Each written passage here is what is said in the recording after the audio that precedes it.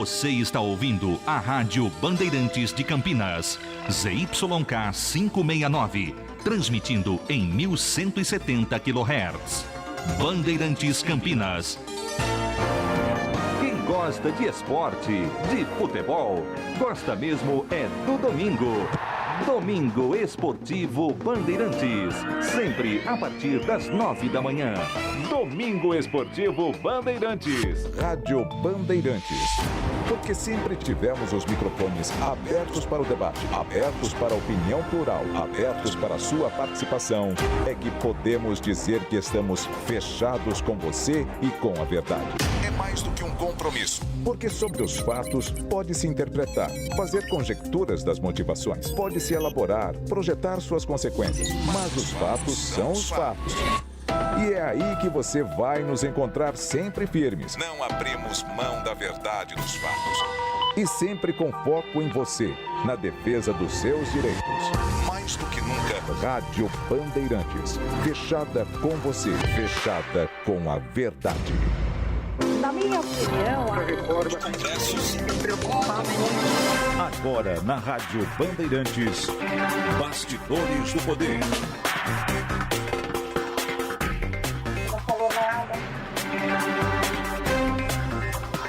Olá, pessoal, muito bom dia para todos vocês que nos ouvem aqui na Rádio Bandeirantes de Campinas. Esse é o Bastidores do Poder, uma produção do Departamento de Jornalismo da Band Mais.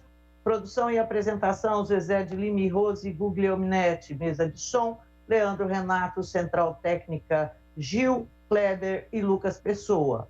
Vocês podem nos ouvir também pelo bandmulti.com, o portal da Band Mais, nos aplicativos Band Rádios e também na Rádio Bandeirantes de Campinas. No YouTube, você nos acompanha com imagens, né? No youtube.com/Rádio Bandeirantes de Campinas e no Facebook, pelo facebook.com Rádio Bandeirantes CPS ou facebook.com/Bandmais. Bom, gente, participem conosco do Bastidores do Poder, mandando sua mensagem para 19971021493. 19971021493. Hoje é dia 8 de setembro, dia seguinte às manifestações que nós vimos pelo Brasil, pró e contra o presidente Jair Bolsonaro. Rose, bom dia. Bom dia, Zezé de Lima. Bom dia a todos. Deixa eu me ajeitar aqui direito, né? Tudo bem com você? Tudo jóia com você. Tudo jóia, tudo certo. Então, tá bom. Bom, a gente tem hoje, né, Rose? É um dia para a gente especial, porque ontem nós tivemos aí todas essas manifestações e não tem jeito da gente começar de outra forma que não seja tratando das manifestações. E para isso a gente já tem um convidado que está na linha também. Vamos ver o quanto ele fica conosco, porque hoje quanto mais a gente conseguir fazer o programa em 3, melhor para a gente. É o professor Paulo Gracino, da Faculdade Cândido Mendes, Universidade Cândido Mendes, do Rio de Janeiro. Ele é especialista em conservadorismo e política. Professor, muito bom dia para o senhor. Tudo bom? Bom dia, Rô. Está ouvindo bem agora? Sim, bom dia. Eu não estou ouvindo bem. Eu não estou ouvindo bem. Você está ouvindo, Zezé? Não está legal? Está um pouco longe. Eu estou ouvindo longe. Bem, mas está um pouco longe. Talvez não esteja encaixado muito bem aí o fone de ouvido, professor.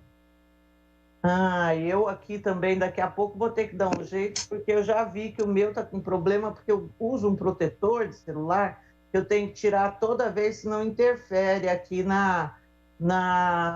no meu áudio também. Daqui a pouco eu vou fazer isso. Rose. Oi. Professor, fala pra gente, para ver se tá... Fala alguma. Tá, mudo. Agora sim, não, mas tá baixo. Tá super baixo.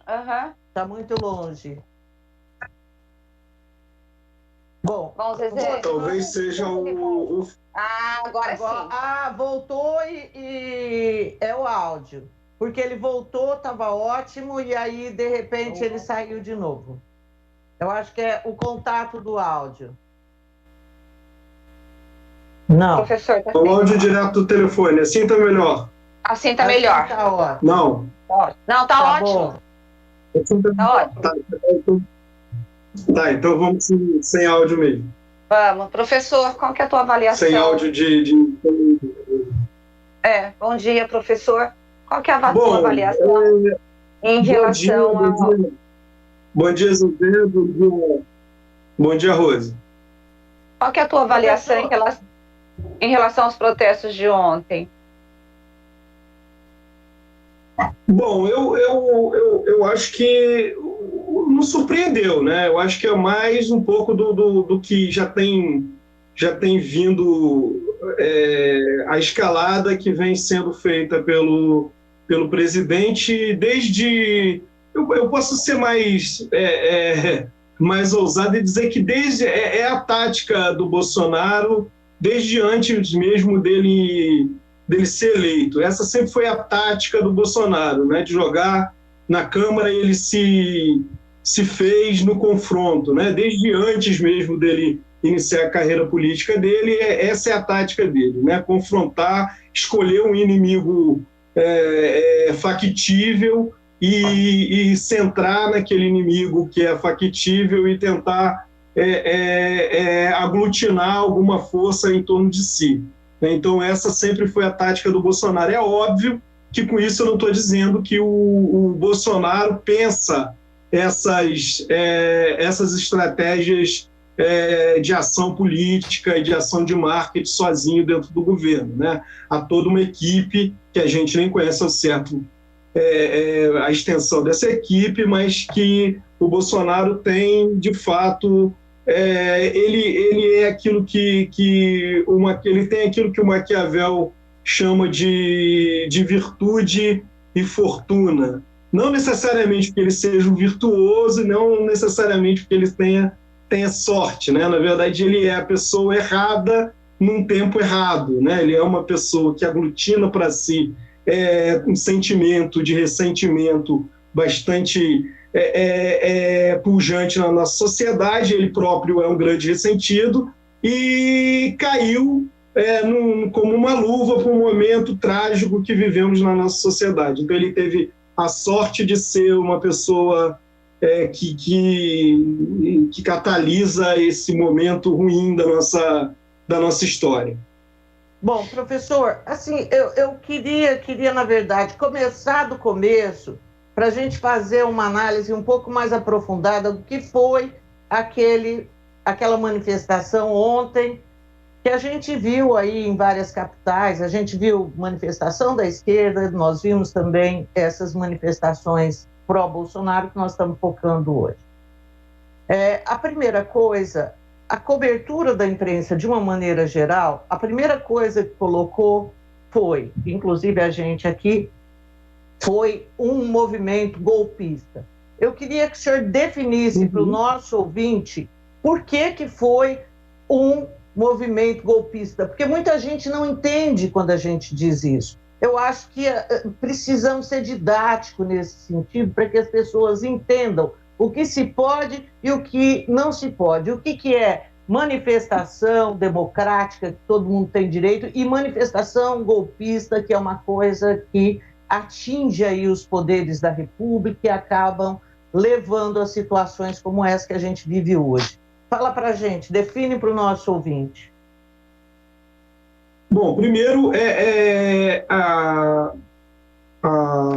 eu discordo de alguns colegas, né, que acham que a gente está vivendo um golpe, né, uma ditadura, etc. Não estamos vivendo, né? Nós estamos aqui hoje falando, né, o Supremo Tribunal está funcionando, a Câmara, o Senado, né, então a gente chega aqui e fala o que a gente bem entender, sem correr risco, pelo menos por agora, de sermos presos por causa disso, né, deles fecharem a instituição de ensino, o UPERJ, onde eu trabalho, ou fechar a rádio, né? Isso não vai acontecer, ou me perseguir, ou me exilar, eu ter que me exilar, etc. Isso não está acontecendo. O que acontece é que existem instâncias, existem papéis pré-constituídos pela Constituinte e pela própria República, em que presidente, deputados, cidadãos, ministros do Supremo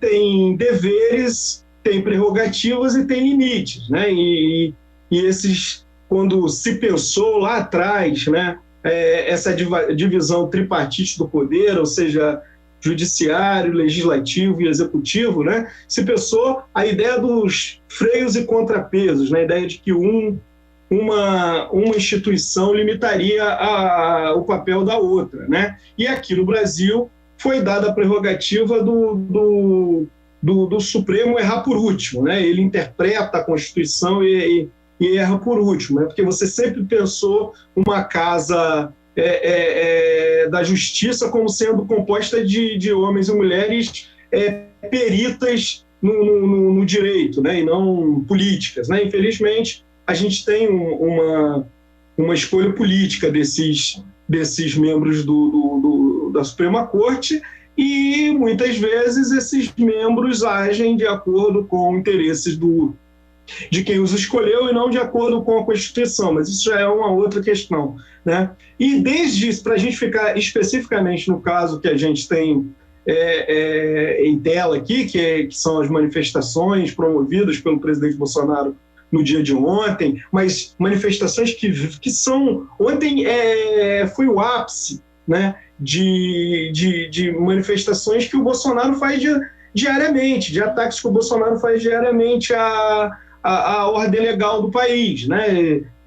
No que a gente convencionou chamar de cercadinho, ele ataca dioturnamente a ordem legal, né? O Bolsonaro de dentro, eu estou chamando a atenção para isso, o Bolsonaro de dentro das Forças Armadas, ele atacava a hierarquia das Forças Armadas, quando foi convidado a se retirar das Forças Armadas porque bolou um plano, né, de reivindicação de salários, né, e de cargos e salários para os praças oficiais, que estava completamente fora da lógica da hierarquia militar, né? Cada um responde a uma lógica de funcionamento da sua própria instituição. Então, a instituição militar é uma instituição hierárquica. Você tem formas de reivindicação, mas elas são formas que tem que ser em relação à forma como o regime militar, as instituições militares estão organizadas. Depois ele se torna parlamentar e ele ataca de dentro do parlamento o próprio parlamento, né? Ao ponto do Bolsonaro chegar em uma entrevista e alguns parlamentares pedirem, inclusive na altura, a cassação do Bolsonaro, dizer que tinha que fuzilar no mínimo 30 mil e que tinha que fuzilar o Fernando Henrique Cardoso, né? Imagina um deputado, né, num programa dizendo uma coisa dessas, né? Então, assim, o Bolsonaro, essa sempre foi uma característica do Bolsonaro, fazer um ataque por dentro das instituições. Quando o Bolsonaro assume o governo, né, desde o primeiro dia de governo, o Bolsonaro ataca as instituições por dentro, né, elimina as instituições por dentro. Isso não é uma característica inventada pelo Bolsonaro, né? Isso acontece na Hungria, isso acontece de certa forma na Áustria, na Polônia, na Turquia com Erdogan, nos Estados Unidos com Trump, né? Essa ideia de como se destruir uma democracia por dentro, né? Existem limites, né, em que, por exemplo, por mais que o PT e o ex-presidente Lula pudessem questionar a Lava Jato, né, quando saiu a sentença de prisão do Lula, se pensou, por alguma militância mais radicalizada do PT, em que o Lula deveria resistir à força ali para não ser preso, mas ele acabou se entregando à justiça, foi cumprir pena, podia falar todo dia que era inocente, como todos nós aqui, se um dia fomos acusados de alguma coisa, temos direito de declarar nossa inocência, mas se a justiça lhe condena a uma pena, você vai cumprir a sua pena até provar a sua inocência, não se insurgir contra o Estado, né? Então, ontem, eu acho que o discurso de Brasília foi grave, mas o discurso de São Paulo, ao contrário do que as pessoas dizem, ele foi mais grave, né? O discurso que foi mais fulanizado. Então, em São Paulo, a gente teve isso, 2 momentos. A gente teve Brasília e a gente teve São Paulo. Ele falou, em São Paulo, que o Fux tinha que tomar conta do Supremo Tribunal Federal, senão poderia acontecer uma coisa que ninguém queria, e aí ele subentendeu que poderia fechar o Supremo Tribunal Federal, destituir os ministros, foi isso que eu entendi. Ele disse também que não acatará mais decisões do ministro Alexandre de Moraes, né? Esses 2 pontos, para mim, foram pontos bastante assim, fortes. Então, quais outros pontos o senhor viu? E em Brasília, ele disse que convocaria o Conselho da República. Todo mundo acha que ele se enganou nisso daí, que não foi bem isso que ele quis dizer, e que, na verdade, é o Conselho com os ministros e todo mundo, uma reunião que ele está fazendo hoje. Então, enumera para a gente os pontos, além desses que eu coloquei, e o que é esse Conselho da República que ele disse que convocaria, e se o senhor acha que ele se enganou? Bom, eu acho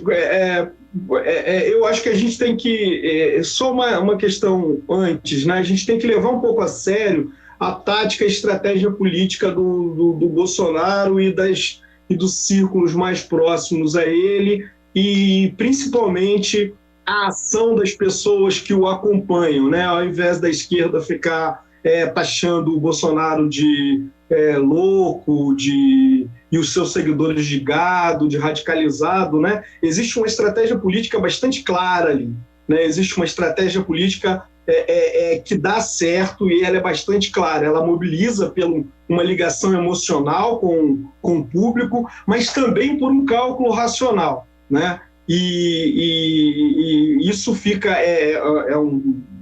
uma coisa mais extensa para a gente discutir aqui, mais complexa, mas existem essas 2 ligações. Então, essa coisa dele dizer que convocaria o Conselho da República e depois soltarem nos bastidores, vindo do próprio seio bolsonarista, né, de que ele tinha que ser convocado, etc., e que vai haver só uma reunião com ministros, etc., isso é uma tática do Bolsonaro. Ele diz uma coisa num dia e no outro dia alguém reforma aquilo que ele disse, né? Mitiga aquilo que ele disse para não ter um impacto muito tão devastador como apareceu à primeira vista. Na verdade, o que o Bolsonaro vai fazendo é testando as fronteiras, né? Mais do que todas as palavras que o Bolsonaro disse ontem em cima do trio elétrico na Paulista, que vocês destacaram, que você destacou, Zezé, eu acho que a questão dele ter fulanizado o Moraes, eu acho muito, muito grave, né? E achar que o presidente de um colegiado de ministros do Supremo, ele é o dono do Supremo, né? Isso passa um pouco pela visão que o Bolsonaro tem personalista da coisa pública, né? Então, quer dizer, ele não tem... eu custo a crer que ele não tenha noção de que ali não há uma relação de tutela entre os ministros, né? E sim uma relação de organização, né? O presidente do Supremo, ele só organiza os trabalhos do Supremo, ele não está acima hierarquicamente dos outros, e mesmo que tivesse, seria algo estranho, né, a tutela de um outro ministro. Mas, de qualquer forma, eu acho que o mais... ele retoma em São Paulo a questão do voto impresso, né? Ele retoma em São Paulo a questão do voto impresso. Eu acho que o Bolsonaro ali, na Paulista, ele dá um recado mais para a própria terceira via do centro do que propriamente para a esquerda, porque parece que, aí eu estou pensando na esquerda mais aglutinada em torno do Lula, não só o PT, mas o PSB, etc., e o PCdoB, ele está dando um recado mais, na minha opinião, para o centro do que para essa esquerda, porque, na verdade, ambos querem o confronto no segundo turno. O Bolsonaro, porque acha que seria mais fácil aí eu vou fazer um exercício de futurologia um pouco ousado. Eu acredito que o Bolsonaro, acho que seria muito mais fácil você, tendo uma eleição polarizada no segundo turno contra o Lula ou contra um nome da esquerda, você fazer uma eleição mais parelha e mesmo perdendo, questionar o resultado e tentar fazer uma intervenção por dentro, isso seria um golpe, obviamente, do que, por exemplo, com outro candidato que não polariza tanto, né? Seria mais difícil você fazer isso com um candidato que saia por fora. Então, eu acho que o mais grave do que as palavras necessariamente do Bolsonaro, que aglutinaram arregimentaram aquele número significativo de pessoas, nem foi tanta pela Polícia Militar, foi 120 mil, e depois, se vocês quiserem, eu tenho a composição, o jornal o Globo soltou hoje uma pesquisa que eles fizeram da composição das pessoas que estavam nos atos, né? E aí muitos colegas se surpreenderam, porque tem muita gente muito católico e tinha muita gente com superior, mas então isso é uma outra questão. Mas enfim, eu acho que a questão dele retornar com a questão do voto impresso, acho que isso é muito grave, né? E a forma como ele vai revigorar... Quando ele se amotina no cargo e diz, não saio, a não ser preso, não serei preso, só sai morto. Assim, isso. Ele está dizendo que ele não acredita em eleições diretas no ano que vem?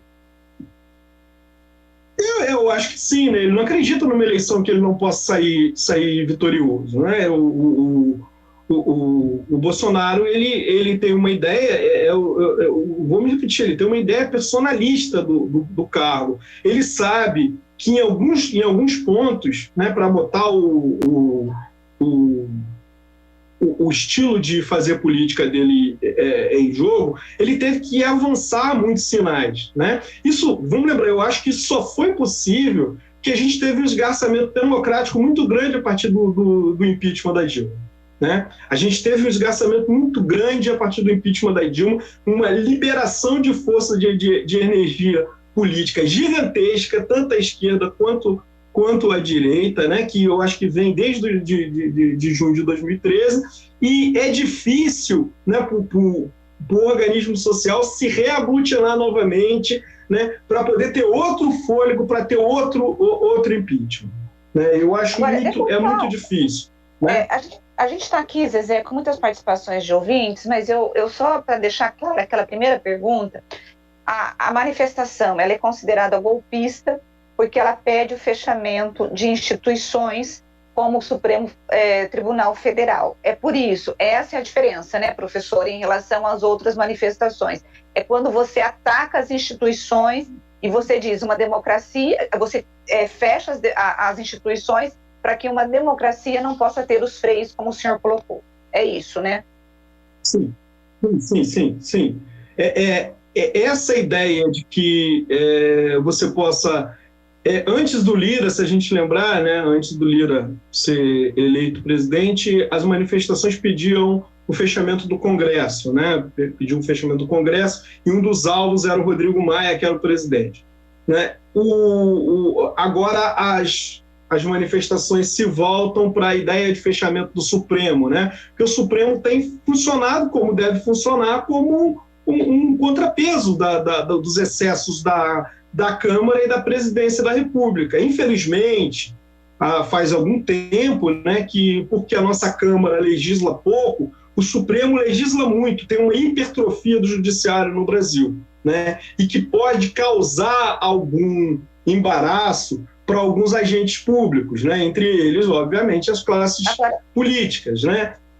Então, algum setor bem como benéfica esse desembaraço, né? Agora, professor, a avaliação é de que o Bolsonaro, ele saiu menor, apesar de você ter um número grande, menos do que ele queria. Ele reclamou, inclusive, que em Brasília não tinha o número os evangélicos não fizeram a lição de casa, e foi de não levar o número de pessoas que eles estavam esperando, mas que na Paulista, basicamente, ali o público era muito ligado às igrejas, né? O Bolsonaro, ele saiu menor do que entrou, porque ele estava apostando tudo ou nada nessa manifestação de ontem, E a avaliação é de que ele estaria pavimentando o impeachment dele, principalmente naquela fala de que ele não cumpriria decisão judicial, que é crime, né? Como que o senhor avalia essa análise? Pode falar, Zezé. Eu quero só acrescentar ao que você está falando, Rose, que eu não achei que ele saiu tão menor. Tá? Eu achei que tinha o quê? 120 mil na Paulista? Falaram em 125 perto dos 2 milhões. Cerca ele esperava 2 milhões aí no Brasil, ele não juntou isso? Não juntou. Mas juntou um povo muito aguerrido e o que eu li assim, fora do mainstream da imprensa, e não imprensa bolsonarista, tá? Pelo amor de Deus, mas o Valor citou isso, é um pessoal assim que idolatra o Bolsonaro. E que a gente fica falando que não tinha muita gente, mas cada um ali é um cara que veste a camisa e usa a camisa onde quer que seja. Que é parecido com militante de esquerda. É a mesma coisa. Exatamente. Aí a gente... Mas esse público já era esperado, Zezé, porque o Bolsonaro tem 20% a 25% de eleitor. Então, ninguém estava dizendo que não seria preenchido lá. O que está se colocando é que houve muito menos do que ele gostaria que fosse. Bom, eu achei que o tanto de gente que tinha era muita gente muito aguerrida, e acho que, assim, eu acho que ainda, por exemplo, não faz coro pro Arthur Lira. Sinto muito, é assim que eu vi. Mas, professor, o senhor que está com a palavra. Bom, eu tendo a concordar um pouco com cada uma. Eu acho que eu esperava que tivesse mais pessoas, né? Eu vi as manifestações em Brasília, eu sou acostumado a acompanhar manifestações em Brasília, geralmente manifestações de esquerda, que levam um público que não tem esse nível, e é lógico que vamos deixar as coisas nos seus devidos lugares, né? Acho que, principalmente na década de 90, começo dos anos 2000, as manifestações de esquerda também tinham financiamento para chegar até Brasília. As caravanas eram organizadas pelos sindicatos, pelas associações de professores, etc., e iam para Brasília, sim. Né? Manifestação, por exemplo, passeata dos 100 mil, em 1999, se eu não me engano, etc. Então, não é nenhuma excrescência você ter dinheiro de bens privados, etc. Não pode ter dinheiro de gente público, né? Não pode ter dinheiro do Estado, né? Isso aí tem que apurar com o Ministério Público, mas financiado por pessoas, eu não vejo nenhuma excrescência nisso, né? Agora né? O Bolsonaro saiu maior ou saiu menor daí? Eu acho que não teve a participação dos evangélicos que se esperava, pelo menos onde eu tenho os dados, né? Em São Paulo tinha 37% de católicos, 36% de evangélicos, né? Essa por acaso, é a minha especialidade, né? Religião, política, conservadorismo, barra evangélicos, né? Que é o que eu pesquiso aí há alguns anos. Então, eu acho que a participação dos evangélicos ela foi menor, talvez porque São Paulo, as lideranças evangélicas, elas não arrebanhem uma quantidade de pessoas tão significativa, por exemplo, como aqui no Rio. Né? Aqui no Rio, o Silas, por exemplo, que estava ao lado do Malafaia no trio elétrico, né? Aqui no Rio ele consegue, numa marcha para Jesus, trazer algo em torno de 500 mil e 1 milhão de pessoas na Avenida Rio Branco, em tempos normais, né? E desde 2013 o Bolsonaro já vem no trio elétrico com ele. Mas, enfim, eu acho que nesse ponto, né, qual que é o passo que o Bolsonaro vai dar depois? Né? Muitas pessoas que estavam reunidas ali, elas esperavam algo como o ápice e o desfecho de todas as restrições e poderes, né? A ideia assim, seria assim, o governo do Bolsonaro e a relação que o Bolsonaro tem com os seus seguidores, né, e que é impressionante, sim, como vocês falaram, né, um governo como o do Bolsonaro catastrófico em todos os campos, que não tem algo de positivo para mostrar. Covid, quase 600 mil mortos. O povo está com eles. Exatamente. se você imaginar que o Temer tinha uma aprovação baixíssima, que aprovemos ou não o governo do Temer, mas com um governo muito mais estável, né, do ponto de vista do trato das instituições, etc., né, em que pese parte da esquerda ou toda a esquerda dizer que era um governo golpista e parte da direita dizer que era um governo corrupto, né? Mas, enfim, era um governo que tinha muito mais estabilidade, né? As instituições estavam mais estáveis.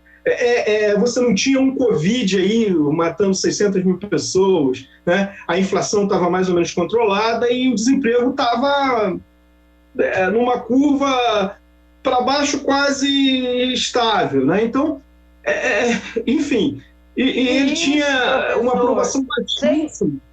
Sem contar que nós estamos com o Bolsonaro no momento em que ele está emparedado com a questão do filho dele no Rio de Janeiro, de meter a mão em dinheiro público, corrupção, com um funcionário fantasma sendo investigado. Né? Então, soma tudo isso, e você vê esse tanto de gente na rua. Uhum. E, por exemplo, o que aconteceu aqui no Rio, o Queiroz apareceu como uma celebridade no evento, né? Então essa relação que o Bolsonaro criou com esse público, né? Que é uma relação, mas é uma relação de eu personalizo as suas vontades, né? A ideia do que um autor já falecido, que se chama Alcila Raro, aqui da Universidade Federal Fluminense, chamava do triunfo da vontade em relação ao nazismo, né? A ideia de que faça o que tu queres, pois é tudo da lei, como diz o Raul Seixas, né? Então, assim, não é uma coletividade, assim, expresse a sua individualidade, mesmo que a sua individualidade ela seja nociva para o social, né? Você quer andar sem máscara, ande sem máscara e transmita Covid, porque você tem o direito de andar sem máscara, né? Você quer ir à praia, você quer ir ao bar, você quer ir à igreja, não interessa, vá, faça o que você quiser, porque a ideia do Bolsonaro não é um governo positivamente, né, que diz o que vai ser feito. Na verdade, o governo do Bolsonaro é o que será desfeito, né, do não governo. E aí ele distribuiu para os outros entes a tarefa árdua de governar um país que está em constante crise, porque ele trabalha na crise, né? E esses que tentam governar esse país que está em crise aparecem como demiurgos de uma ordem tirana, quando na verdade eles só estão tentando organizar um pouco a desordem, o caos que o Bolsonaro causa no país. Gente, dioturnamente, né? Nós temos de ir para o intervalo, coisa rápida, professor. Aí a gente volta. Eu achei essa interpretação muito legal, sabe? Um governo que, olha, seja o que você quiser ser, não importa a lei. É isso que ele prega, assim. Para mim, foi a primeira vez que eu ouvi isso muito claramente. Achei muito legal. Vamos para o intervalo e aí a gente volta. Pessoal, fica aí, porque tem muito aspecto ainda para a gente analisar. Vamos para um break e a gente já volta. Bastidores do Poder, na Rádio Bandeirantes. Muitos adolescentes abandonam a escola para ajudar as suas famílias. Por isso, o governo de São Paulo criou o Bolsa do Povo Educação, um programa para trazer os jovens de volta ao ensino médio. O governo paga R$1.000 por ano à família e, em troca, o aluno tem que voltar para a escola. As inscrições vão até o dia 13 deste mês. Acesse bolsadopovo.sp.gov.br para mais informações. Governo de São Paulo. Trabalho e respeito por você. Derby Campineiro 201 no estádio Moisés Lucarelli, Ponte Preta e Guarani. Dia 17 de setembro às 21h30 pelo Campeonato Brasileiro. A história das disputas, gols, os números dos confrontos, entrevistas com personalidades e tudo sobre o grande clássico. Derby é aqui na Rádio Bandeirantes. Oferecimento. Aroma das Ervas, misturas e temperos requintados. Acesse aromadeservas.com.br.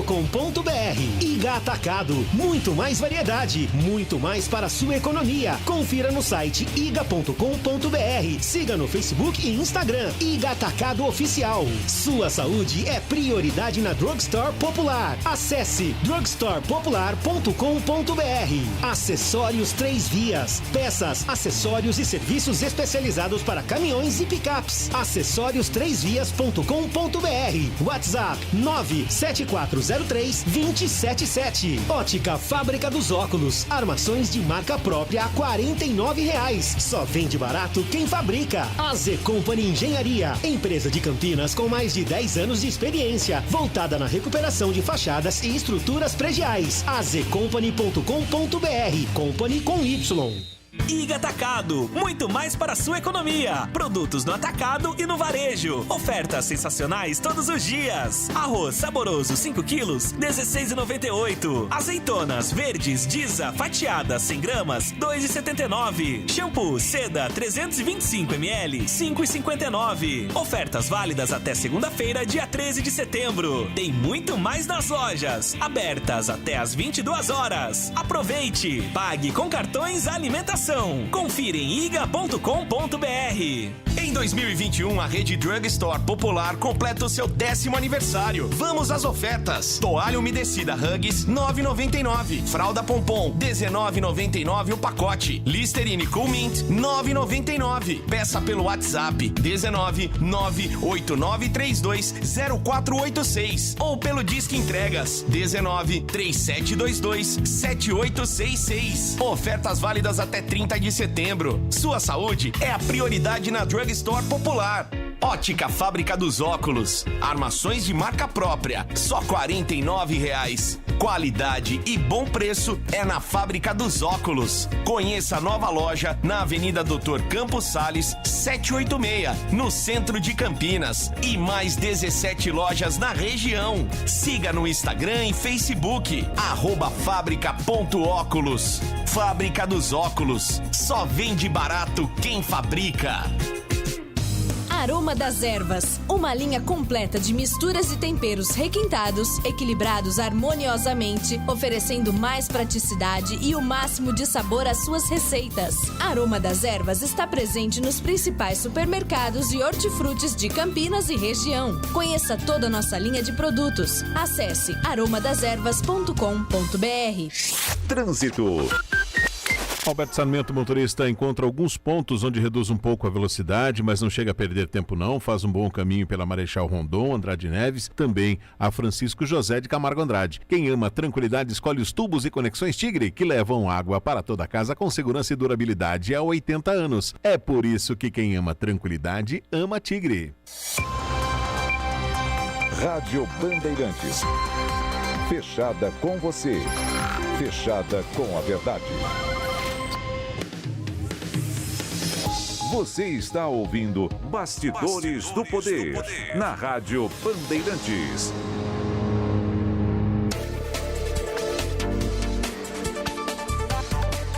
Pessoal, e nós estamos de volta aqui com o Bastidores do Poder e a gente está entrevistando o professor Paulo. Gente, espera aí, eu esqueci o sobrenome do professor. Professor? Paulo Graciano Júnior. Exatamente. É só lembrar do da Universidade Cândido Mendes lá do Rio de Janeiro. Fala, Rose. Olha, eu acho que já que a gente está falando desses assuntos, a gente tem uma outra entrevista em seguida, mas eu acho que é importante a gente colocar os ouvintes aqui na parada, porque tem a ver com essa questão do professor. Ele diz assim: Rose e Zezé, eu gosto muito do programa e de vocês, mas é sério que vocês acham que todos os milhares que se manifestaram ontem são golpistas e apoiam o Bolsonaro ou são contra o impropério do STF, do Senado, muitos parlamentares que são reféns de processos em trâmite no STF? Dias Toffoli e o doutor Alexandre são 100% democráticos? Não, não é esse o ponto. Não é essa a questão. Tomar o poder... deixa eu só terminar. Tomar o poder, como diz Zé Disseu, Enquanto vocês ficarem chamando todos de golpistas, acredito que o Brasil não vai pacificar. Ótimo programa, mas discordo neste item, é o Fábio de Campinas. Aí, Fábio. O Celso Santos, você quer falar? Então vamos falar, Fábio. A questão não é você discordar e criticar o Alexandre de Moraes, o Toffoli. Quantas vezes eu critiquei esses ministros aqui? Quantas vezes eu critiquei o Gilmar Mendes aqui? Mas nós não podemos atacar o Supremo Tribunal Federal. Nós não podemos dizer que não vamos cumprir uma ordem judicial nenhuma. Isso não pode acontecer. Nem o presidente da República pode dizer um negócio desse. Principalmente o presidente da República. Porque uma coisa que você dizer, outra coisa é o presidente. Porque uma coisa que o professor disse e que mantenha na cabeça de vocês, a nossa Constituição deu para o Judiciário a palavra final. E enquanto a gente não mudar essa Constituição, é isso que está valendo. E todo mundo que fizer qualquer coisa que esteja contrária a essa Constituição, ele está sendo golpista. Sim. Né? É isso, não é isso, professor? Eu acho que tem uma dificuldade de compreensão, né, da coisa, né?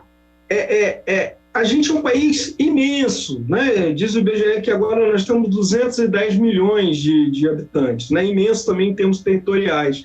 Não dá para a gente ter uma democracia plebiscitária, isso não funciona em lugar nenhum do mundo, né? Ou seja, nós, cidadãos, sairmos às ruas sempre que discordamos de alguma coisa e pedir que aquela lei XYZ seja mudada. Isso gera uma insegurança institucional incrível, de uma ordem incrível, né? E o sentimento coletivo, né, de horda, esse sentimento é um sentimento antidemocrático, né? Então, quando a gente fala que a Constituição nossa fala, né, lá da minha aula, lá há muito tempo quando eu dava aula no curso de Direito e dava aula de Teoria Geral do Estado, quando a Constituição fala que todo poder emana do povo, o povo não é só eu, vocês e todas as pessoas que estavam na rua ontem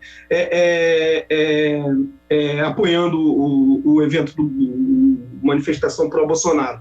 São os 210 milhões de habitantes do país, né, que estão representados ou não, né, as cortes, a Corte Suprema, né, o Parlamento e a Presidência da República, né? Não o povo não pode ir ao seu bel prazer à rua e pedir a mudança, porque por mais representativo que sejam as manifestações de ontem, não tem como a gente saber que se aqueles 25%, se os 25% que dizem apoiar nas pesquisas, dizem apoiar o presidente da República, ou dos 120 mil que estavam lá na Paulista, né, representam uma fração ínfima da população brasileira, né? Então não há como. E quando você apoia, né, quando eu estou presente em um ato que é articulado de dentro do Palácio do Planalto, que tem como princípio, né, e finalidade, né, a destituição ou descrédito de um outro poder, ele é um ato golpista, sim. Né? Ele é um ato golpista, sim. Né?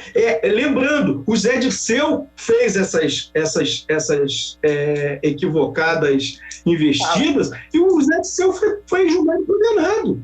O Zé Dirceu foi julgado e condenado. Eu não lembro de...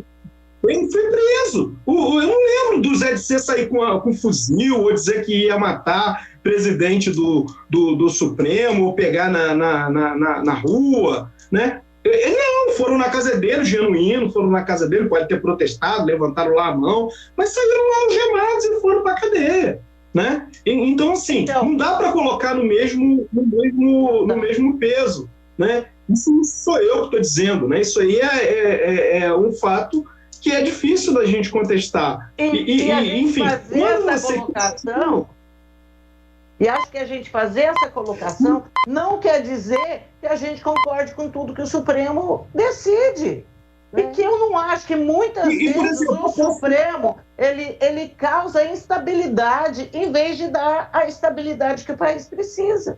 Aliás, o professor abriu falando isso. Sim, a Constituição, o Supremo, ele não é popular, ele é antipopular, porque ele precisa fazer valer a Constituição contra, muitas vezes, os anseios imediatos da população. Né? Então, por exemplo, eu posso querer muito uma coisa, mas o Supremo vai decidir de acordo com a Constituição, né, outra. E eu vou ficar frustrado nos meus interesses, como a justiça acontece quase que sempre. Né? A justiça existe para fazer mediações. Né? Então, o Supremo, ele não é democrático ou antidemocrático. O que é absurdo, por exemplo, é o Roberto Jefferson gravar um vídeo, né, com armas e ameaçar pessoas, ensinar, por exemplo, como você matar policiais. Num ato, se o policial invadir, você pega um cacetete, fica esperando e bate num lugar. Tem vídeo, tá aí no YouTube, qualquer um pode ver, entendeu? Se isso não é um ato antidemocrático, o que mais é? Entendeu? Inclusive, isso poderia ter sido tipificado na lei antiterrorismo, entendeu?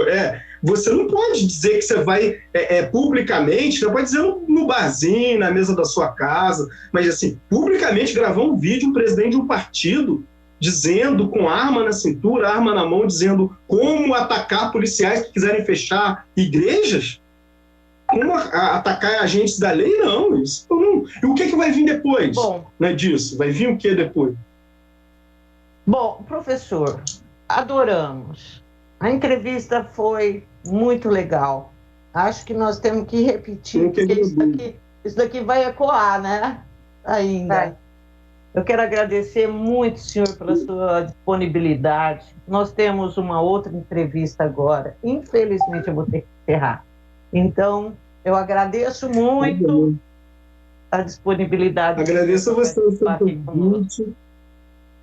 Obrigada, professora. A gente vai voltar a falar com o senhor sobre essa questão da religião e dos evangélicos, que a gente nem conseguiu abordar isso, né? Era uma intenção nossa. Claro.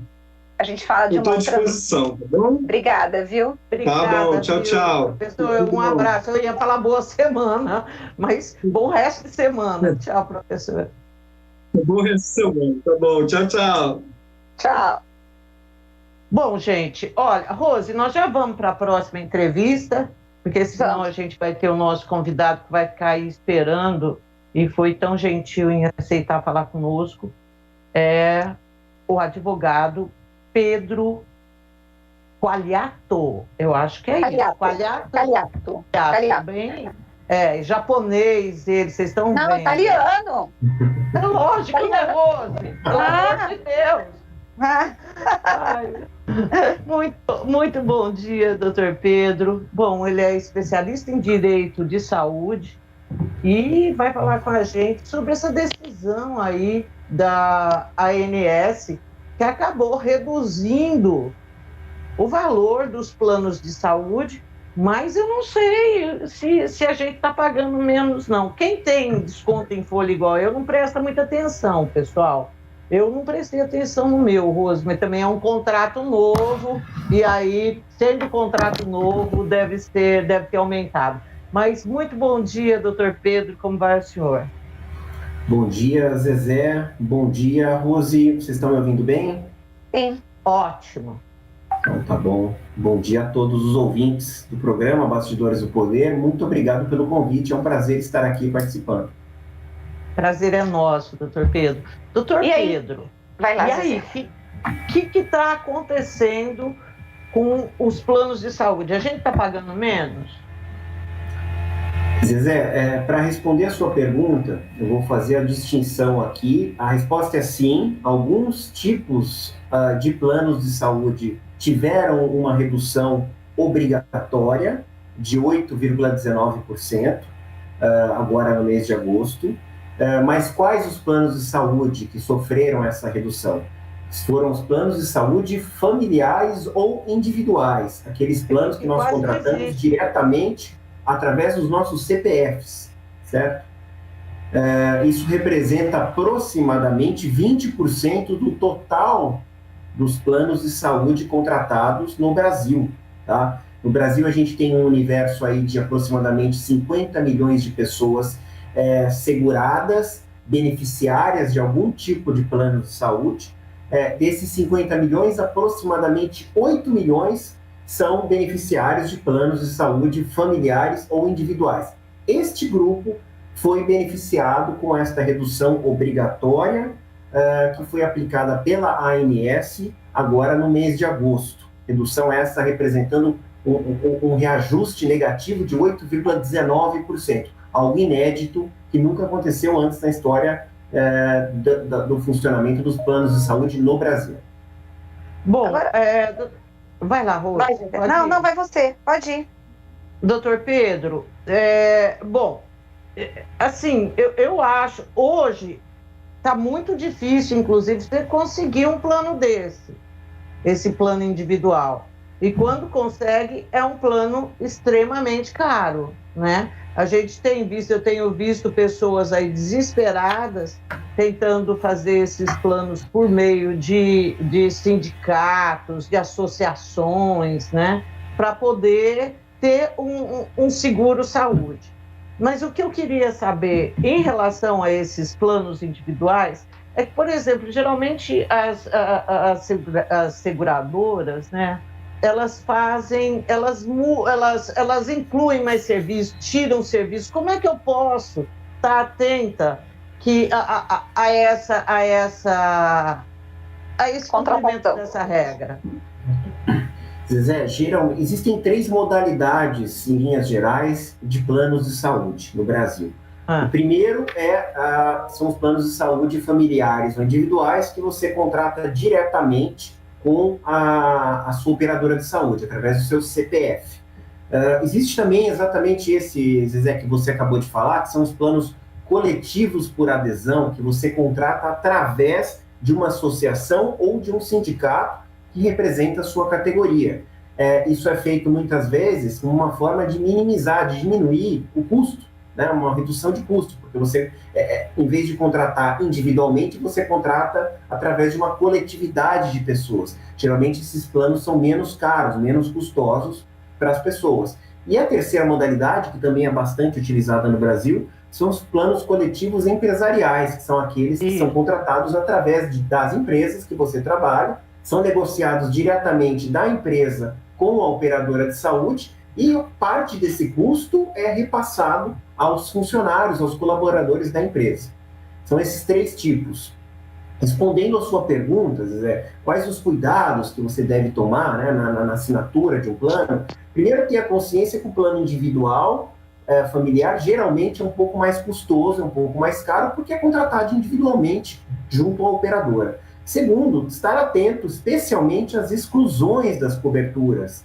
Lembrando sempre, o plano pode impor algumas exclusões de coberturas de doenças, de determinadas doenças, desde que essa exclusão seja colocada de uma forma muito clara no contrato, eu diria até ostensiva, para que o consumidor expressamente, o segurado tenha consciência e possa assinalar, está ciente da exclusão daquela cobertura, daquele tratamento ou daquela doença.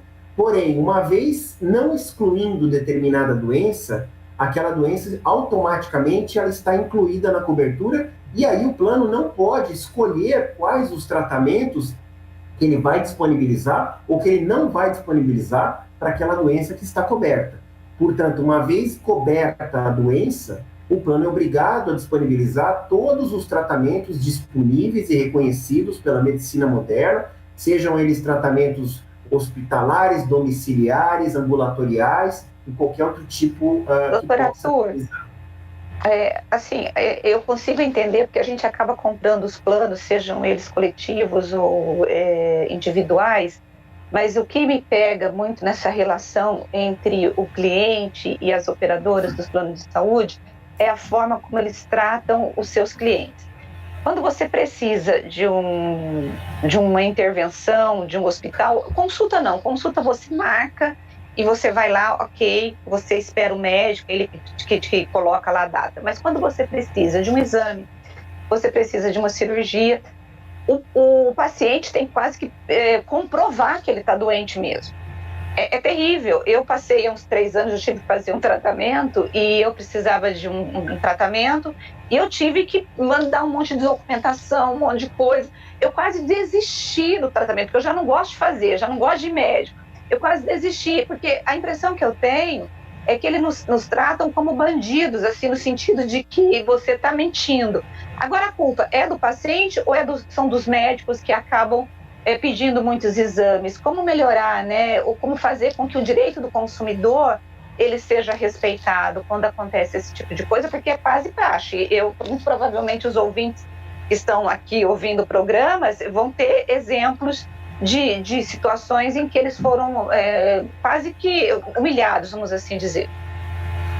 Certo.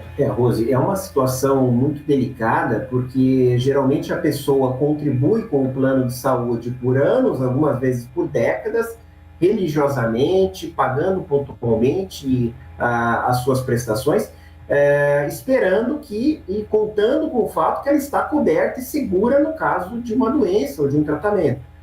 E justamente no momento mais complicado, mais sensível, quando a pessoa se vê numa situação de comprometimento da sua saúde, ela enfrenta as dificuldades que ela não imaginava ter. Ela descobre exclusões que estavam omitidas no contrato de tratamentos e de doenças, ela tem algumas vezes uma demora que acaba acarretando um agravamento no seu quadro clínico, às vezes até irreversível, e tudo isso, como você falou, né, Rosi? Como se o paciente é obrigado a provar, ele não tem razão a princípio, o plano já tem uma tendência, uma predisposição a negativar, a negar o tratamento pleiteado, quando, na verdade, pelo Código de Defesa do Consumidor, deveria ser exatamente o contrário.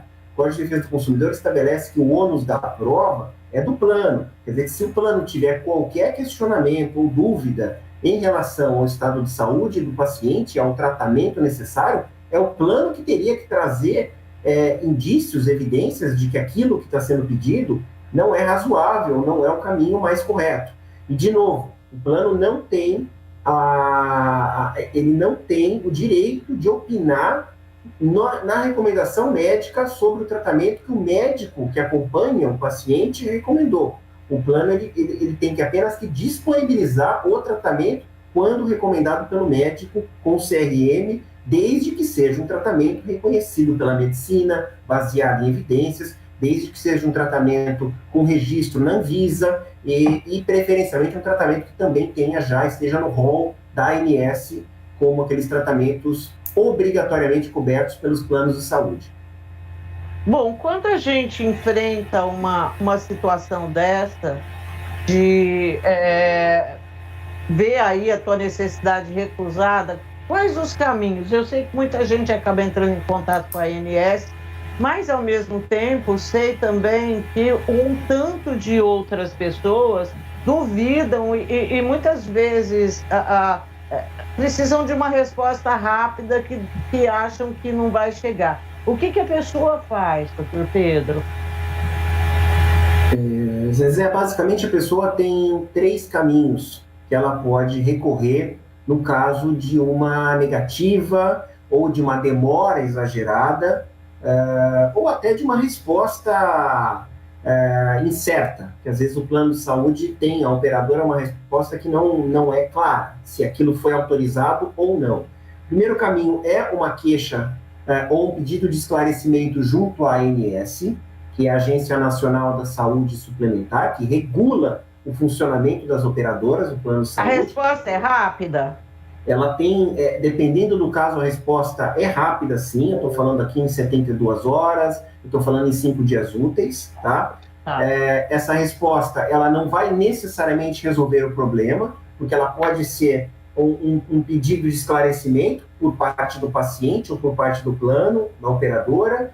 Ela pode ser uma solução alternativa. Olha, a operadora está disponibilizando o tratamento B e não o tratamento A. Pergunte ao seu médico se o tratamento B também serve, também pode ser aplicado. Então, ela não é necessariamente uma resposta conclusiva, resolutiva, mas há uma resposta razoavelmente rápida. A segunda alternativa que as pessoas costumam recorrer muito é justamente ao PROCON. ao órgão de defesa do consumidor da sua cidade. O PROCON, ele costuma ter também uma resposta rápida, mas não tão rápida, porque ele tem uma demanda muito alta de ações e de reclamações. Geralmente o PROCON vai intimar a operadora do plano de saúde, para que ela esclareça, para que ela proponha alguma solução, alguma composição ou algum tipo de providência que possa ser, que deva ser tomada naquela situação. Geralmente, a terceira e última alternativa é o judiciário, é a pessoa, o indivíduo, recorrer ao poder judiciário. Eu costumo recomendar isso como última hipótese, como uma hipótese, a hipótese final, quando as duas primeiras alternativas não foram satisfatórias, elas não conseguiram trazer a resolução do problema, ou quando o tempo realmente estiver contando de forma irreparável para o paciente. Nessa situação, recorrendo ao Poder Judiciário, seja aos juizados especiais, aos antigos juizados de pequenas causas, ou à Justiça Comum, os juízes e as juízas costumam, ao serem acionados, formularem determinações e ordens judiciais numa velocidade, em um tempo muito curto. Tá? Nem sempre esse tempo acompanha o desenvolvimento da doença. De fato, algumas vezes a gente consegue uma liminar em 1, 2, 3 semanas, mas infelizmente esse tempo não é o suficiente para que você consiga combater o desenvolvimento, a progressão de uma doença. Porém, os resultados, quando nós recorremos ao Poder Judiciário, de forma geral, são bastante satisfatórios. O paciente consegue uma ordem judicial. Doutor Arthur, quais são as doenças que vocês mais recorrem à justiça? O que é mais comum? Eu sei que aquela cirurgia plástica depois da cirurgia bariátrica é uma coisa que advogado entra muito com ação para fazer a correção, porque os planos de saúde dizem que não é saúde, que seria estético, mas eu sei que tem muitas ações. Mas quais são as mais comuns? Rose, eu diria que as mais comuns são doenças, são aquelas doenças neurodegenerativas, doenças progressivas, que geralmente causam um grau de incapacidade elevado aos pacientes, tá? Que eu estou falando de esclerose múltipla, Parkinson, Alzheimer, esclerose lateral amiotrófica e outras doenças bastante graves. Também temos um grupo de doenças oncológicas, que são comumente onde os pacientes geralmente acabam tendo que recorrer ao Poder Judiciário, quando eles precisam de algum tratamento especial, específico, que por alguma razão o plano de saúde ou o SUS não fornece. Geralmente a discussão é, o tratamento que o plano de saúde disponibiliza é o tratamento X, e o tratamento mais indicado para o paciente, o que tem o maior grau, maior chance, probabilidade de êxito, ou os menores efeitos colaterais, os efeitos colaterais mais reduzidos, é o Y. E aí ficamos nessa discussão se o tratamento X ou o Y vai ser divulgado, vai ser entregue, fornecido, sendo que quando a gente fala em tratamentos oncológicos, a velocidade é tudo. Então, se a gente não conseguir um provimento, uma ordem judicial em questão de dias, ou às vezes de semanas no máximo, a ação, o próprio resultado da ação se torna ineficaz. Então, é uma corrida contra o tempo, geralmente. Para tratamentos estéticos, como você mencionou, eu, pelo menos, particularmente, eu não costumo fazer esse tipo de pedido.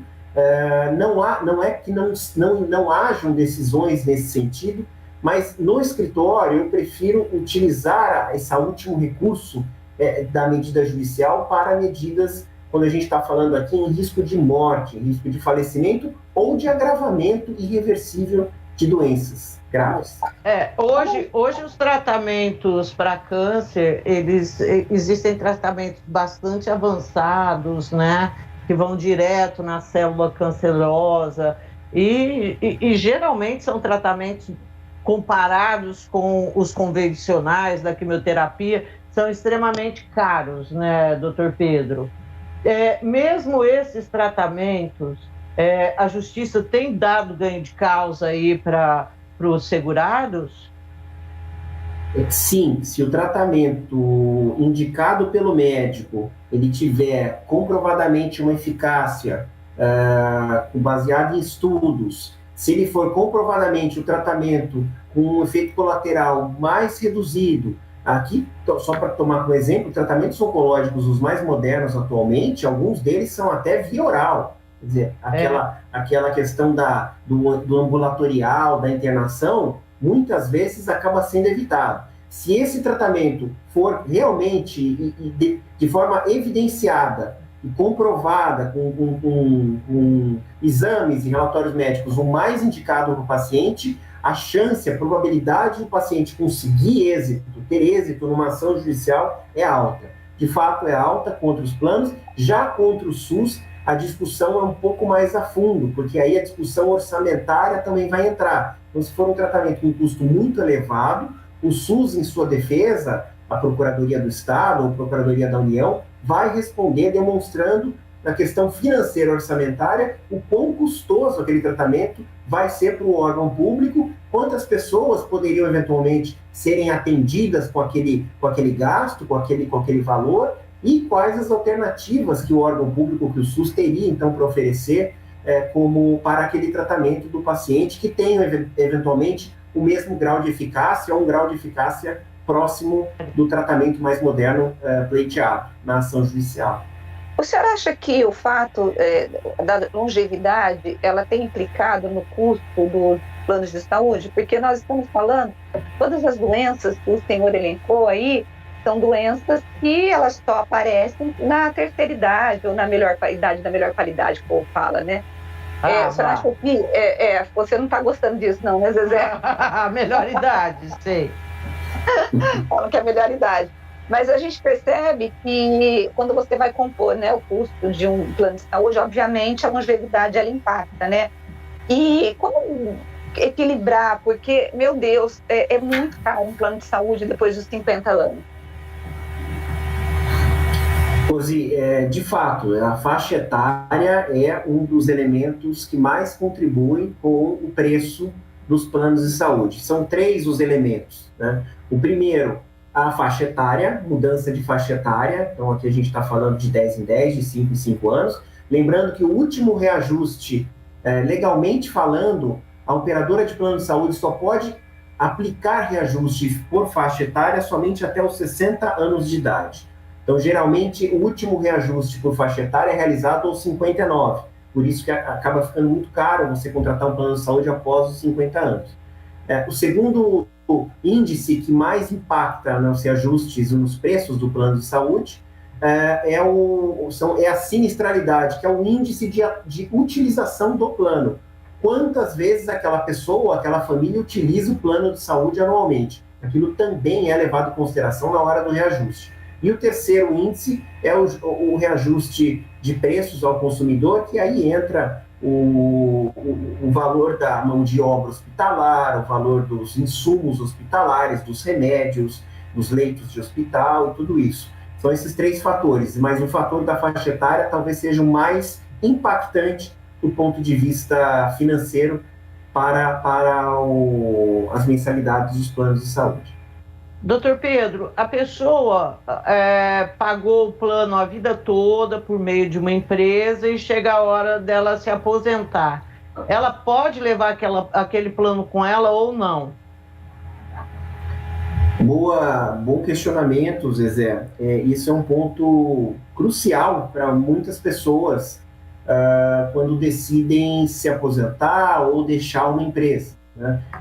E por lei, a pessoa, ao deixar uma empresa, seja por aposentadoria, pela aposentadoria, ou por uma questão de rescisão de vínculo empregatício, ela tem o direito de permanecer com o plano da empresa nas condições oferecidas, lembrando que geralmente são condições mais vantajosas, geralmente a pessoa tem um preço reduzido, né, uma mensalidade reduzida, por até 2 anos após o término, o encerramento do vínculo empregatício com a empresa.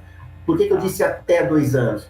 Porque vai depender do tempo de vínculo que ela teve com a empresa e com aquele plano anteriormente. Então, se a pessoa trabalhou até determinado por X anos para a empresa, ela vai poder, até 2 anos, se eu não me engano, ela pode permanecer por mais 6 meses no plano. Se ela trabalhou até 3 anos na empresa, ela pode permanecer no plano por até 1 ano. Até completar, salvo engano, 5 anos de empresa, se ela tiver tido assim, aproximadamente como 5 anos de empresa, ela vai poder permanecer no plano até 2 anos após o término do vínculo empregatício dela com a empresa. Zezé, deixa eu só... Tem um ouvinte nosso que ele vai fazer 59 anos em dezembro, né? Ele trouxe a tabela aqui. Hoje ele está pagando R$ 730 por mês. Plano enfermaria. A partir de dezembro, ele vai pagar 1.311. Gente, é uma facada, né? Vai subir quase 100%, quase 100%. Pois doutor Pedro, assim, se para entrar na justiça, contratar um advogado, fica muito caro, assim, porque muita gente tem plano de saúde, mas o plano de saúde não é porque ela tem dinheiro sobrando, né? E isso é um plano empresarial e tudo mais, é muito caro. José, só em relação, Rose, a esse caso que você acabou de mencionar, que o valor do plano quase que dobrou, o que a pessoa pode fazer, ela pode solicitar ao próprio operadora do plano de saúde um esclarecimento e uma justificativa para esse aumento, tá? Eles vão ter que demonstrar pela taxa de sinistralidade, pelo índice de utilização do plano e também pela faixa etária, o porquê do plano está tendo esse aumento de quase 100% no seu valor. Então, pode ser que ele consiga reduzir. Pode ser que ele consiga negociar. Se o plano não tiver uma justificativa plausível, eu estou falando financeiramente plausível, para esse aumento, ele pode reclamar no PROCON, ele pode reclamar na ANS ou ele pode recorrer ao Poder Judiciário. E aí, respondendo a pergunta da Zezé, nem sempre, Zezé, necessariamente você vai ter um custo para recorrer ao Poder Judiciário. Muitas dessas ações podem ser levadas aos juizados especiais cíveis, que são ações que nem necessitam de um advogado para que você possa iniciar, tá? Então, dependendo do valor que você está discutindo na ação, e geralmente ações de até 40 salários mínimos, que envolvem aproximadamente até R$40 mil, podem ser direcionadas aos juizados especiais cíveis que não exigem a representação de um advogado em determinadas situações, não são tribunais com taxas judiciárias altas, caras, e são tribunais e cortes geralmente muito céleres, muito rápidas nos seus julgamentos. Então é bastante aconselhável a pessoa considerar os JECs, os juizados especiais cíveis da sua cidade, para recorrerem para esse tipo de ação. Doutor Pedro, o nosso ouvinte está perguntando se ele pode fazer isso mesmo sendo um plano coletivo. Aí tem uma outra pergunta aqui: a empresa pode mudar de operadora e os funcionários são obrigados a aceitar essa nova empresa que nem sempre tem aqueles médicos já conhecidos? Bons questionamentos. Respondendo a primeira pergunta, sim, a pessoa pode recorrer ao Poder Judiciário, mesmo quando ela é segurada de um plano coletivo, de um plano empresarial, tá? Que, embora tenha sido contratado entre a empresa e a operadora de plano de saúde, o beneficiário e o usuário é o segurado, é o indivíduo. Então, se ele se sentir prejudicado de alguma forma, ele pode sim recorrer ao Poder Judiciário. E aí, em relação a eventuais mudanças que empresas façam aos seus funcionários, a princípio sim, a empresa pode mudar a sua operadora de plano de saúde, elas fazem isso com certa frequência, a empresa está constantemente buscando melhores opções financeiras para o seu orçamento anual, e é comum, infelizmente, as pessoas terem essa situação, contanto que prazos de carências e tratamentos sejam respeitados, ou seja, se um funcionário, se um colaborador de uma empresa estiver atravessando algum tratamento grave, ele não pode ser prejudicado por essa mudança. Essa mudança tem que absorver o tratamento já em realização do funcionário da empresa. Ele não pode ser prejudicado nesse sentido, em situações emergenciais. Ok. Bom, doutor Pedro, quero agradecer muito a presença do senhor aqui no Bastidores do Poder. Foi muito esclarecedor e desejar para o senhor uma boa quarta-feira. Eu que agradeço, Zezé, muito obrigado, Rose, um bom dia para todos os ouvintes, foi um prazer participar e fico à disposição sempre que vocês precisarem. Muito obrigado. Muito obrigada. Bom, e a gente agora vai para um intervalo e voltamos rapidinho para finalizar com a participação dos ouvintes, tá bom? Nós vamos falar de todo mundo. Fiquem tranquilos. Vamos lá? Bastidores do Poder, na Rádio Bandeirantes. Sabe qual é o principal inimigo do mosquito? Você. Quando você faz a sua parte, o mosquito perde força. Por isso, descarte o lixo corretamente, mantenha o quintal limpo e dê atenção aos locais e objetos que podem acumular água. Vamos eliminar os criadouros. Faça a sua parte. Combater o mosquito é com você, comigo, com todo mundo. Saiba mais em gov.br/combate a Aedes. Ministério da Saúde. Governo Federal. Minuto do Patrimônio Cultural. Uma homenagem ao maestro Carlos Gomes. Antônio Carlos Gomes nasceu em Campinas no dia 11 de julho de 1836, na Rua Matriz Nova, que mais tarde se tornou a Rua Regente Feijó, em uma humilde casa onde hoje existe um prédio de escritórios. Aos 23 anos, o maestro e o amigo músico Henrique Luiz Levi hospedaram-se em uma república de alunos da Faculdade de Direito de São Paulo e se tornaram próximos de personagens importantes da política, como Campos Salles e Prudente de Moraes. Neste período, Carlos Gomes apaixonou-se pela bela cantora lírica Ambrosina Correia do Lago antes de embarcar para a Itália. Na volta ao Brasil, tentou se encontrar com a amada que vivia na fazenda de seus pais em Mojimirim, mas a moça já estava casada com outro homem. A angústia amorosa deu origem à modinha Quem Sabe, baseada no poema Tão Longe de Mim Distante, do amigo Bittencourt Sampaio.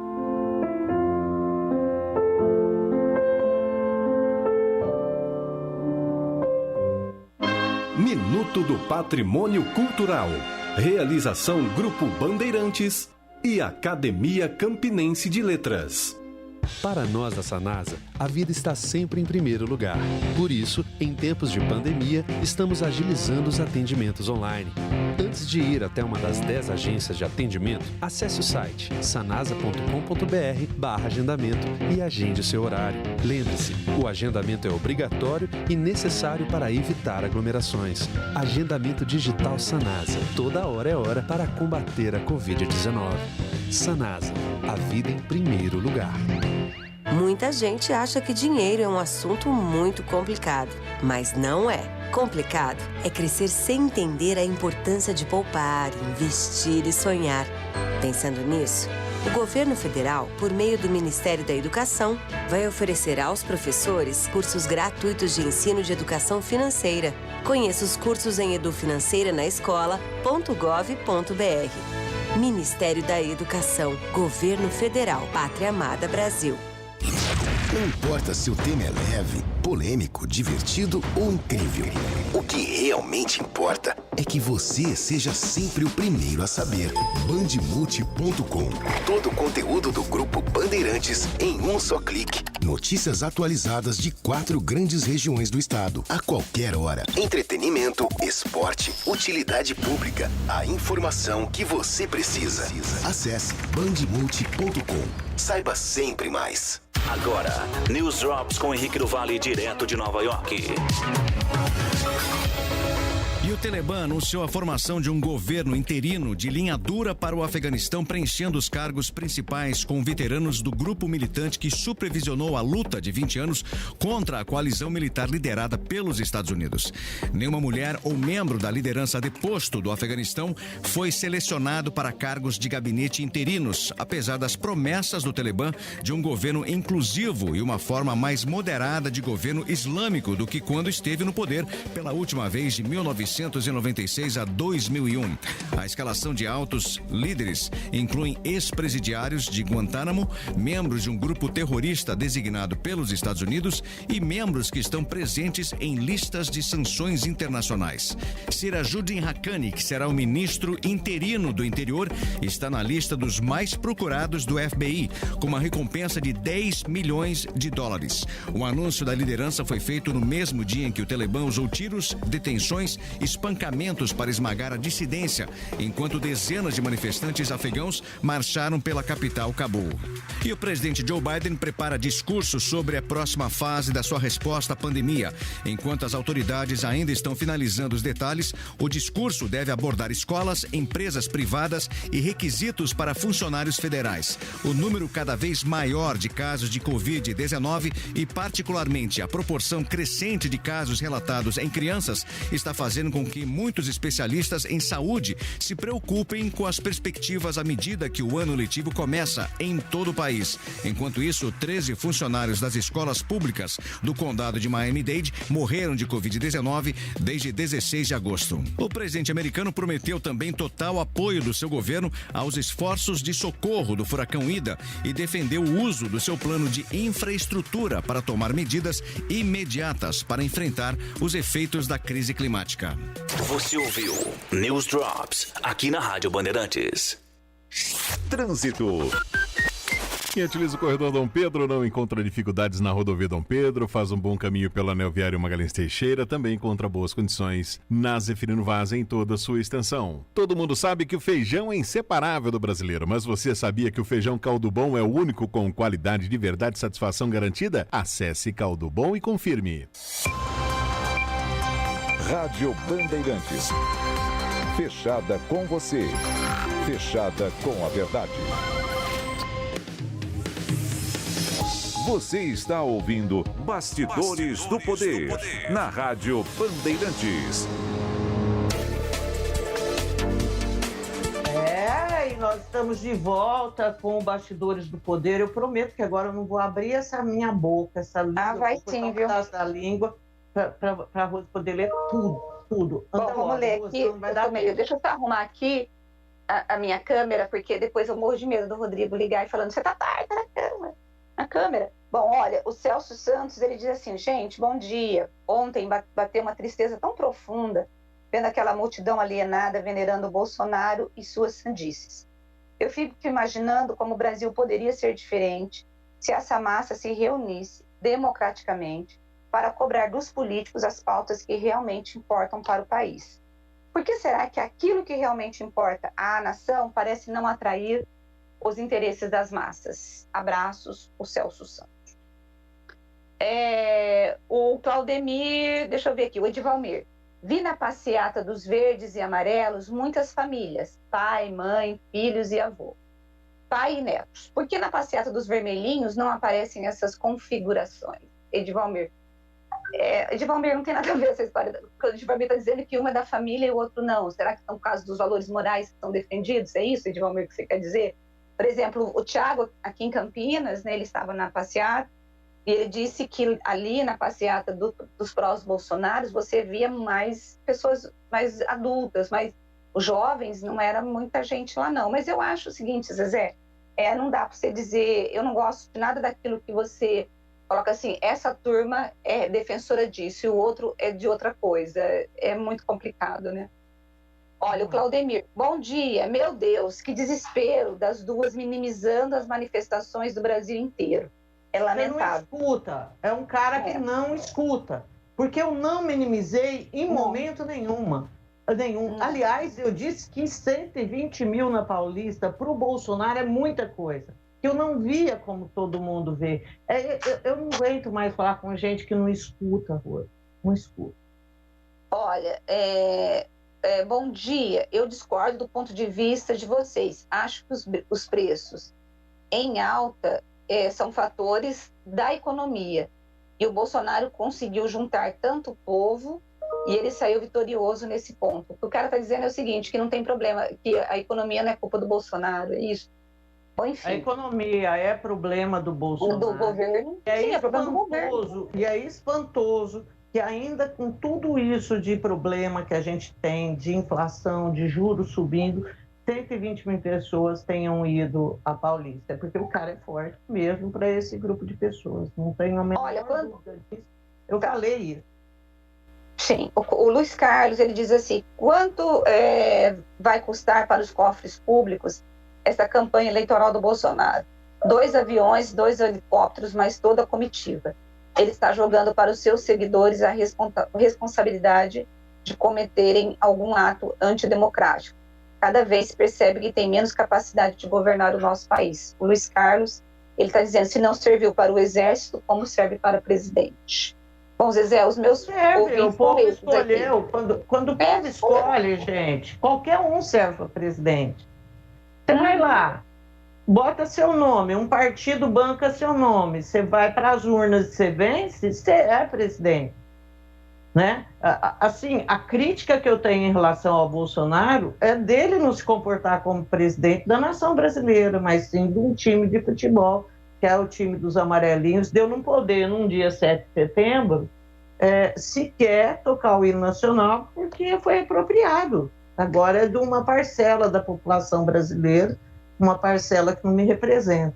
Assim como o PT, a esquerda brasileira, não me representam também, tá? E eu, hoje, não tenho ninguém, para dizer a verdade, que me representa.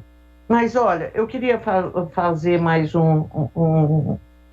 pontuar mais algumas coisas. Eu achei que a gente ia ter mais tempo com o professor. Bom, eu não olhei agora Estou olhando agora, aliás, na internet para ver o que tá rolando, mas não vê, assim, grandes coisas rolando, não. Sei que PSDB se reúne hoje para tratar de impeachment, já existe um posicionamento também do PSB, do PSD e lá do PDT, mas eu não acredito, tá? Eu acho que o Arthur Lira, como representante do Centrão, ele não deve ter ficado muito impressionado com o Bolsonaro, porque eu concordo com o professor, ele só subiu o tom um pouco mais, não foi nada diferente do que já vinha sendo feito. Aquele temor que nós tínhamos de pessoas armadas invadindo a sede do Supremo Tribunal Federal, isso não aconteceu, e eu acho que isso seria um divisor de águas, Suzy. Sim, e você viu que o próprio... hoje, o governo de São Paulo estava celebrando o fato de você não ter muitos policiais, pelo menos eles não conseguiram identificar nos atos da Paulista. Tinha, sim, policiais aposentados, mas da ativa não, porque houve o governo mandou um recado dizendo, se forem observados policiais na ativa no protesto, vão sofrer punições, porque não pode. Então eles avaliaram que a decisão foi acertada na medida em relação àquele capitão Zezé Alexandre, lá de Sorocaba. Coronel, né, que foi para as redes sociais, que convocou os colegas e que ofendeu o governador do estado de São Paulo. Então, assim, essa participação da PM, Zezé, então, foi em menor número, realmente, eles entenderam o recado. Isso não significa que eles apoiam o Dória, não tem nada a ver. Foi só uma decisão de hierarquia, de obediência à hierarquia, de que eles poderiam, inclusive, ser punidos, então não podemos participar, não vamos participar. Bom, né? Foi essa sensação que eu tive também, Rose. Inclusive, assim, falei, olha, como o professor disse no início, não foi nada diferente do que tudo que nós vimos, um tom mais elevado, se bem que ele também, a diferença para mim é que dessa vez, em vez de falar no cercadinho, ele falou para 120 mil lá na Avenida Paulista. Então, eu acho que o Centrão ainda sente que ele tem muito para sugar do governo, entendeu? As emendas e tudo. E assim, os caras vão viver até a hora que o Bolsonaro não puder dar mais nada para ele. Agora, o Supremo deve se posicionar hoje, na abertura. É isso que eu estou pensando. O que o Fux vai dizer? Eu também estou curiosíssima. Eu estava falando assim, será que vai abrir mais um processo? Não acho que ele vai abrir. O que eu espero que ele diga? Se tiver que ser preso, vai ser preso. Se tiver que ser empichado, vai ser empichado. Diga tudo, as decisões serão cumpridas, senão o senhor vai ser processado por improbidade administrativa. Eu acho que estou esperando isso. E você? Eu estou achando que é isso também, Zezé, estou indo por aí também, mas eu estou muito curiosa. Acho que logo depois, ontem dos atos, os ministros se reuniram, né, de forma virtual, e avaliaram, assim, o que eu li é que eles acharam que os ataques ao ministro Alexandre foram muito fortes, e o engraçado, Zezé, que está todo mundo dizendo que os bolsonaristas trocaram o comunismo pelo Supremo, o ódio deles, né? Então, é verdade. Agora, eles não estão mais odiando tanto. Eles odeiam os comunistas, mas agora o inimigo deles, porque esse tipo de política tem que ter um inimigo comum, né? Para você poder corroer a democracia, se elege um inimigo. Agora o inimigo é o Supremo. É isso. E nós vamos embora.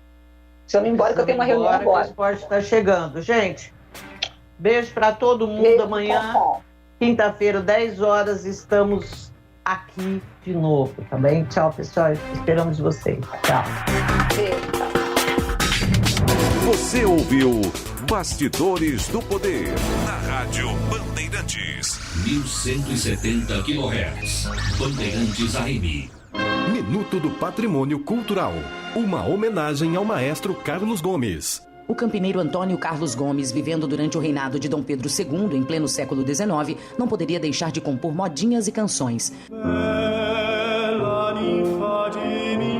Com extrema sensibilidade, soube entender a forma musical através da qual fala, até hoje, a alma brasileira. Profundamente emocionais, as composições do maestro tocam facilmente o ouvinte que, como ele, tenha vivido momentos de alegria, tristeza, desesperança e morte de pessoas queridas. As obras escritas entre 1857 e 1890 foram agrupadas em 3 álbuns pela Ricordi de Milão.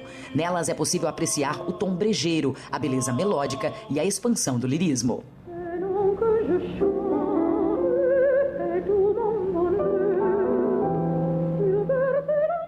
Minuto do Patrimônio Cultural. Realização Grupo Bandeirantes